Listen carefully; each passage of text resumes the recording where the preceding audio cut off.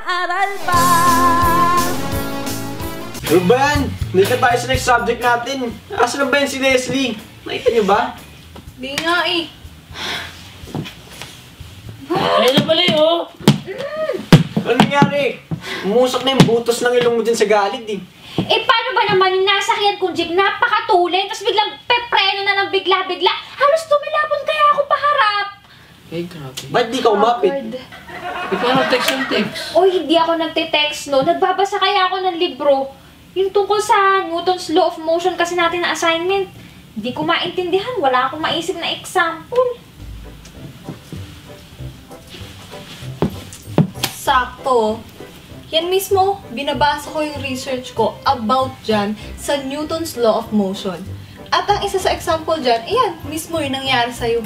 Ay, naku, turuan mo na nga lang ako, girl. Kanina pa kasi ako hilo-hilo eh. Hoy, Les!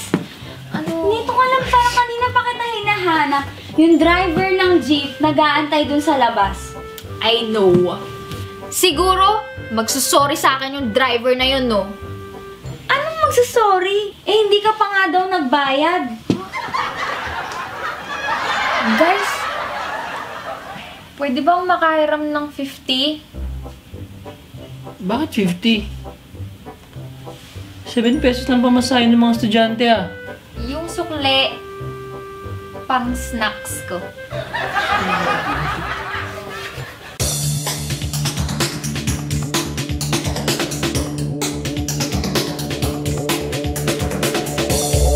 Mga classmates, kilala niyo ba si Isaac Newton? Siya ay isang English scientist and famous mathematician dahil sa discovery niyang law of gravity at lalo na sa kanyang free law of motion.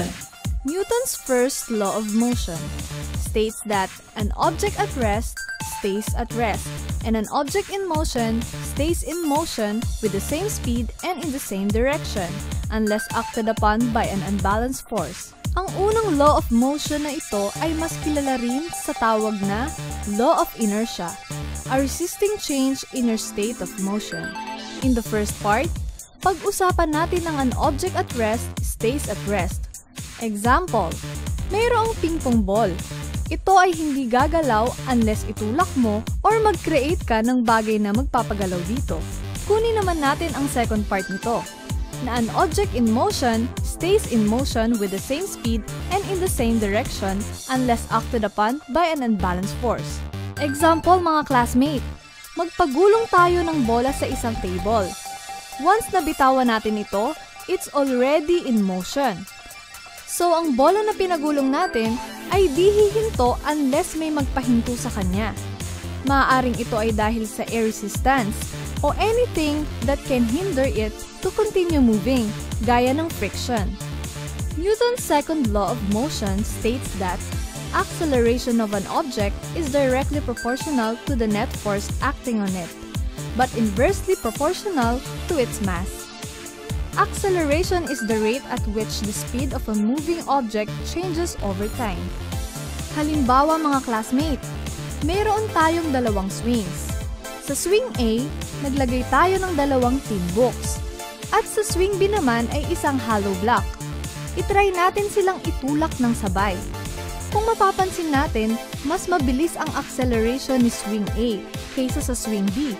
Kahit na nag-exert naman tayo ng same amount of force sa dalawang swings.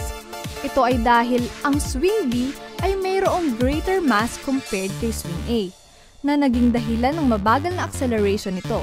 Alamin naman natin ang Newton's third law of motion, that for every action, there is an equal and opposite reaction.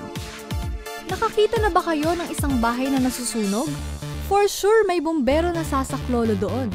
Pansinin niyo mga classmate na maraming nakahawak sa water hose nila kapag magbubuga na ito ng tubig. Ito ay dahil sa malakas na water pressure mula sa hose na nagbibigay ng action force. At ang puwersa naman na nagpapaatras sa mga firemen ay tinatawag na reaction force, na siyang nagkikreate ng law of interaction.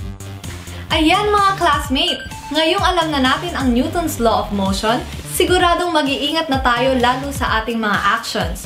Always remember that for every action, there is an equal opposite reaction. Hanggang sa muli mga classmates, para sa isa na namang makabuluhang pag-aaral about science!